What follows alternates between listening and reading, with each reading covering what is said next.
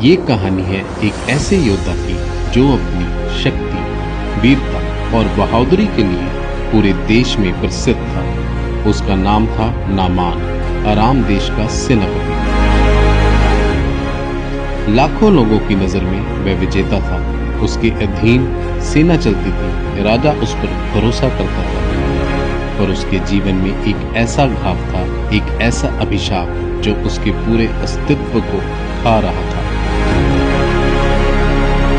हर रोज उसकी आंखों में यह पीड़ा झलकती थी कि सारी दुनिया उसकी वीरता को सलाम करती है, पर भीतर से वह धीरे धीरे टूट रहा था। ऐसे ही समय में उसके घर में एक छोटी सी दासी जो इजराइल से बंदी बनाकर लाई गई थी, उसने साहस करके अपने स्वामी से कहा, काश मेरा स्वामी सामरिया में रहते जहां परमेश्वर का भविष्यद्वक्ता है, वह अवश्य ही इन्हें इस रोग से मुक्त कर देगा।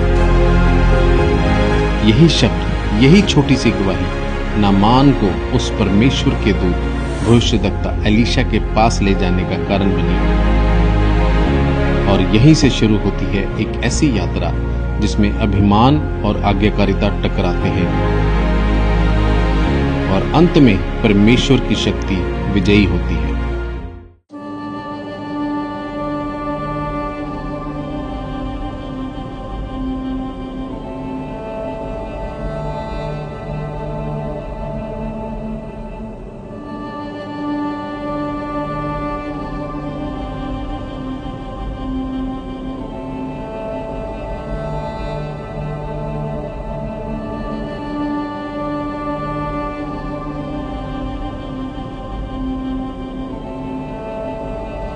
मेरे पास समय बहुत कम है। मुझे लगता है कि मैं इस बीमारी के कारण मर जाऊंगा। नहीं नमान, ऐसा मत बोलो। मैं सच कह रहा हूं। मुझे लगता है कि मैं इस बीमारी के कारण मर जाऊंगा। मैंने हजारों लोगों की अगुवाई अराम की जीत के लिए कई बार की है, लेकिन अपने पूरे धन और शक्ति से मैं अपने इस अदृश्य शत्रु के विरुद्ध जो ये सब कर रहा है, कुछ भी नहीं कर पा रहा। मेरे संगी सैनिक मेरे विरुद्ध बातें करते हैं।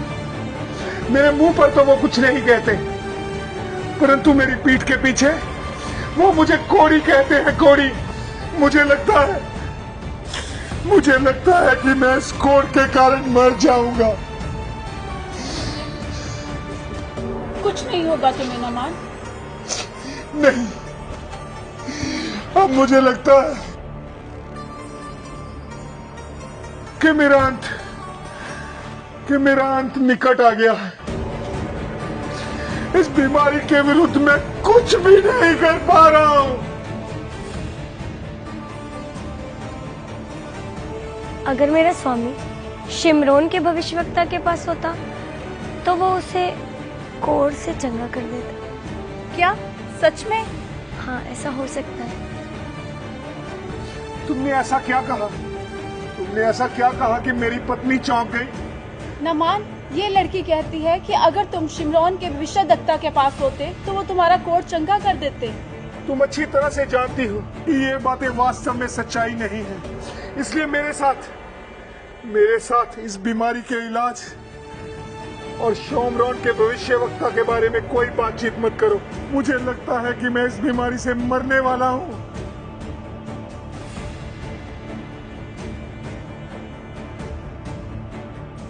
मेरा परमेश्वर प्रार्थनाओं को सुनने वाला और चंगा करने वाला परमेश्वर है। क्या ये मेरा रोग सचमुच ठीक हो सकता है? हाँ, मुझे विश्वास है कि वो तुम्हें चंगा कर सकता है, क्योंकि वो अपने दासों की प्रार्थनाओं को सुनकर चंगा करने वाला एकमात्र परमेश्वर। क्या सचमुच में ये मेरा रोग ठीक हो सकता है? हाँ, वो अपने दासों की प्रार्थनाओं को सुनने वाला परमेश्वर है और उसके दास के द्वारा तुम चंगे हो सकते हो।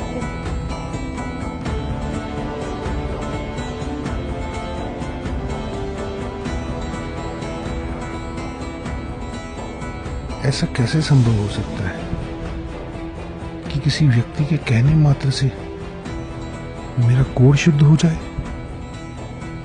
लेकिन वो लड़की कह तो बहुत विश्वास से रही थी। क्या ये सचमुच संभव है कि मैं कोड से शुद्ध हो सकता हूँ? मुझे अपने राजा से जाकर एक बार बात करनी चाहिए और इजराइल जाने के लिए आज्ञा लेनी चाहिए।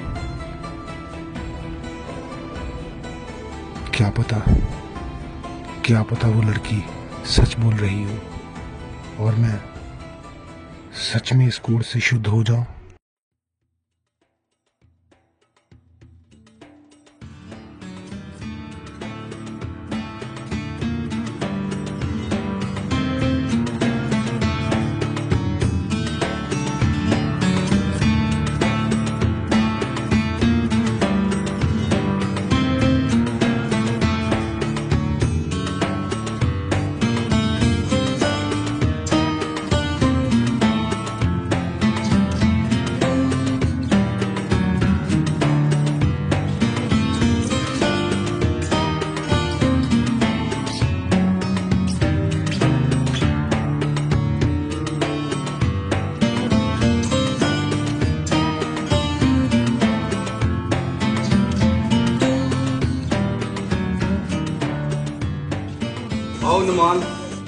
तो मुझे उस इजरायली लड़की ने यह बताया है कि वहां इजराइल में उसके लोगों के बीच में एक भविष्यवक्ता है जो मेरे इस कोड को शुद्ध कर सकता है। महाराज, इजरायली तो शुरू से हमारे शत्रु रहे हैं, लेकिन नमान, तुम मेरे सबसे वफादार सैनिकों में से एक हो, इसलिए इजराइल के राजा के नाम मैं तुम्हें एक पत्र देता हूं। जो आज्ञा महाराज।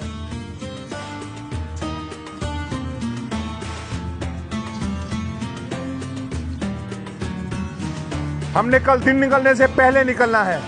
तुम 10 की कार चांदी, तुम 6000 टुकड़े सोने के और तुम 10 जोड़े कपड़े के। जल्दी बांधो, हमने सुबह जल्दी निकलना है।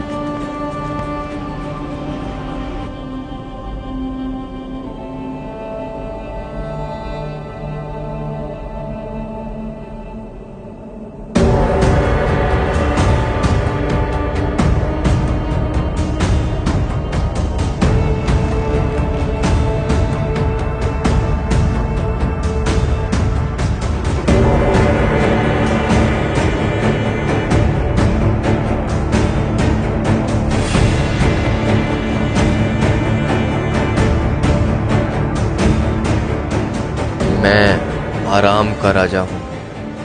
कृपया मेरे सेनापति नामान को चंगा किया जाए। आराम का राजा मेरे पास एक घोड़ी को चंगा करने के लिए भेज रहा है। क्या मैं खुदा हूँ? क्या वो मुझे खुदा समझता है? मुझे तो यही लगता है कि इसकी ये कोई चाल है।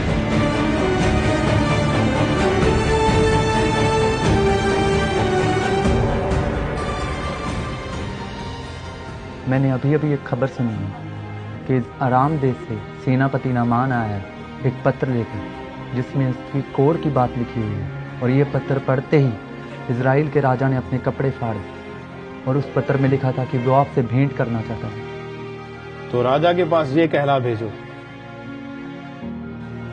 कि नामान को मेरे पास आने दो, ताकि वो भी जान ले कि यहोवा परमेश्वर इजराइल में जीवित है और वो विराजमान। जी पिता।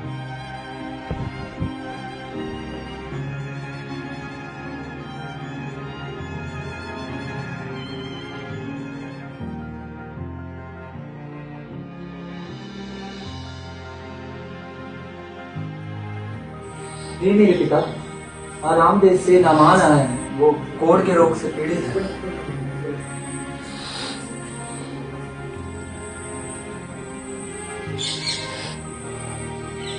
नामान को बोलो कि जाकर यरदन नदी में 7 डुबकियां मार ले और उसका कोढ़ जाता रहेगा, उसका शरीर ज्यों का त्यों हो जाएगा। जी पिता। एलीशा के सेवक की बातें सुनकर नामान क्रोधित हो उठा और वापस चला गया।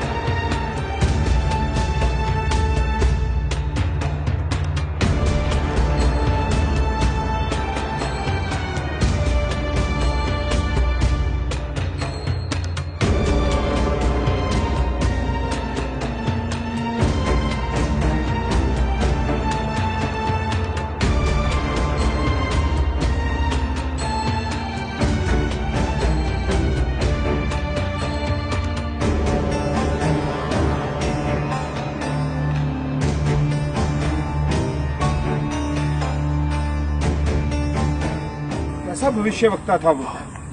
उसने तो उठकर बाहर आना भी उचित ना समझा। मैंने तो सोचा था कि वो अवश्य उठकर बाहर आएगा और मेरे पास खड़ा होकर अपने परमेश्वर यहोवा से मेरे लिए प्रार्थना करेगा और मेरे कोढ़ वाले स्थान पर हाथ रखकर मुझे शुद्ध करेगा, परंतु उसने तो बाहर आना भी उचित ना समझा। ये कैसा भविष्यद्वक्ता जो अराम देश के इतने बड़े सेनापति को बाहर भेंट करने को भी नहीं आया। मुझे तो लगता है मैंने यहाँ आकर अपना समय ही बर्बाद किया। क्या हमारे दमिश्क की अबाना और परपर नदियां इजराइल के सब जलाशयों से उत्तम नहीं? हाँ स्वामी, ये तो सही बात है। आपने भी तो उस नादान बच्ची की बात मानकर अपना और हमारा समय खराब किया है। वह कितना बड़ा भविष्यद्वक्ता था कि जो बाहर आकर अराम देश के सेनापति को आकर भेंट भी नहीं कर सका। ये बात तो तुम्हारी ठीक है। इसमें कौन सी बड़ी बात है स्वामी, 7 डुबकियां ही तो लगानी है।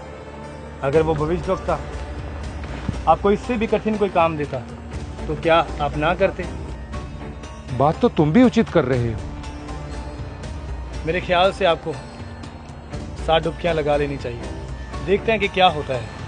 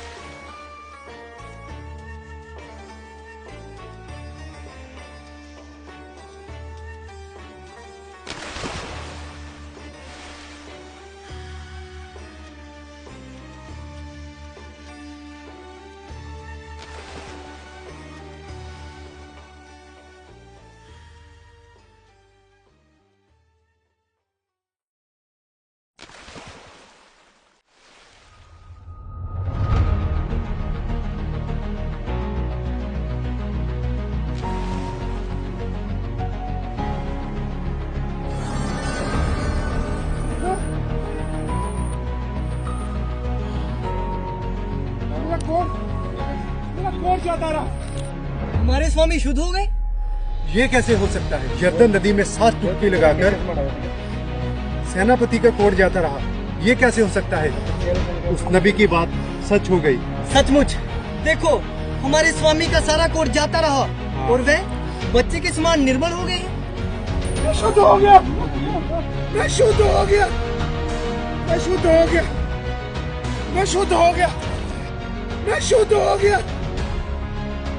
हाँ सचमुच, अब आप कोड़ी से शुद्ध हो गए। उस नबी की बात सच हुई। अपना सारा कोट जाता रहा। चलो अब हम आराम देश में चलते हैं और उसके राजा को दिखाते हैं कि आपका कोट एकदम से जाता रहा। हाँ स्वामी। नहीं, मैं सबसे पहले उस परमेश्वर के दास अलीशा के पास जाऊंगा, क्योंकि मैं उसका आभारी हूँ और मैं उसका धन्यवाद करना चाहता हूँ। चलो पहले अलीशा नबी के पास चलते हैं। यहोवा का धन्यवाद हो, यहोवा धन्यवाद हो, यहोवा का धन्यवाद हो, यहोवा का धन्यवाद हो।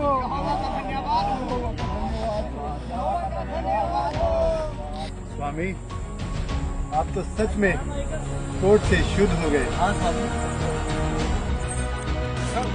यहोवा परमेश्वर की दया।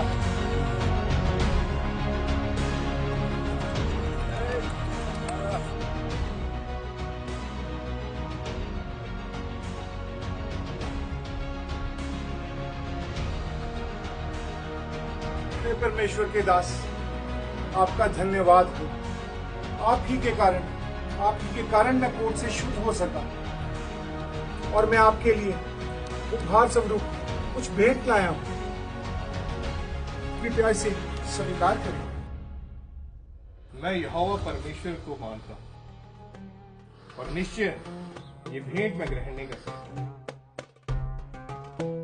तुम सब कुशल से घर लौट जाओ। परमेश्वर तुम्हारे साथ है। जो आज्ञा परमेश्वर के दास, परंतु आप मुझे ये आज्ञा दे कि मैं यहाँ से 2 खच्चर मिट्टी के ले जा सकूं, जिससे मैं यहोवा परमेश्वर के लिए एक वेदी बनाऊंगा और आज से मैं और मेरा घराना केवल यहोवा परमेश्वर की ही सेवा करेंगे। ठीक है, कुशल से विदा हो। परमेश्वर तुम्हारे संग है। आपका धन्यवाद हो, यहोवा का धन्यवाद हो।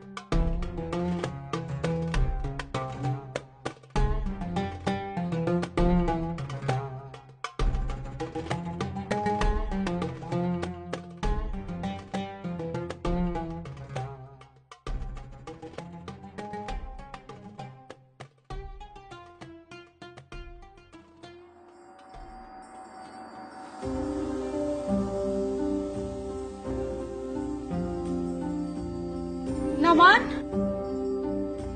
तुम ठीक हो गए? ये कैसे हुआ? तुम शुद्ध हो गए, तुम्हारा कोट जाता रहा? कैसे हुआ?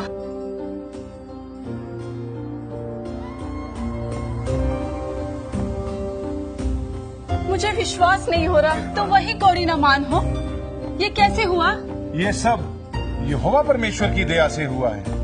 यहोवा परमेश्वर? हाँ, यहोवा परमेश्वर, उसी के दास के द्वारा मैं शुद्ध किया गया। उस यहोवा परमेश्वर का धन्यवाद हो जिसने तुम्हें ठीक कर दिया। अब मैं कोड़ी नहीं हूँ। स्वामी, आप चंगे हो गए? देखा, मैंने कहा था ना, इजराइल का परमेश्वर असली है। हाँ, अब मैं जान गया हूँ कि इस दुनिया में केवल यहोवा ही परमेश्वर है। यहोवा सच्चा परमेश्वर है। हाँ, अब मैं जान गया हूँ कि इजराइल का परमेश्वर यहोवा ही सच्चा परमेश्वर है। और तुमने जो मुझे परमेश्वर का शुभ समाचार दिया है, इस कारण आज से तुम इस घर की दासी नहीं हो, मेरी बेटी समान हो। परमेश्वर का धन्यवाद हो, वो कितने बड़े बड़े कामों को करता है। परमेश्वर के धन्यवाद के साथ साथ बेटा तुम्हारा भी धन्यवाद हो। तुम्ही ने तो मुझे सच्चे परमेश्वर के बारे में बताया है। परमेश्वर का धन्यवाद हो।